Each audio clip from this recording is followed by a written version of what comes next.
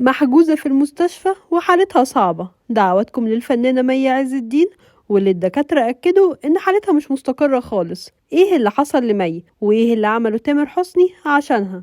كمان هنقول لكم ايه علاقتها بالديانة المسيحية بعد الجدل الكبير اللي حصل. خلينا نقول لكم ان الاطباء اكدوا ان مي حالتها مش مستقرة خالص، وده بعد ما تعرضت لصدمة نفسية قوية خلتها مش عارفة تنطق بعد ما بلغوها بخبر وفاة والدتها. مش بس كده، دي الجنازة اتعملت وهي ما حضرتش لانهم رافضين يخرجوها من المستشفى. بس تامر حسني عمل موقف بطولي وقرر ان يقوم بكل الاجراءات بنفسه، وركب بنفس العربية اللي كان فيها الجثمان، واتصل بمي وطمنها وقال لها انه هيقوم بكل الاجراءات بنفسه. ناس كتير افتكرت ان مي عز الدين مسيحية، وده بعد ما تم الصلاة على الجثمان بكنيسة الملاك ميخائيل، لكن الحقيقة ان مي مسلمة ووالدتها مسيحية، بس هي وقعت في حب والد مي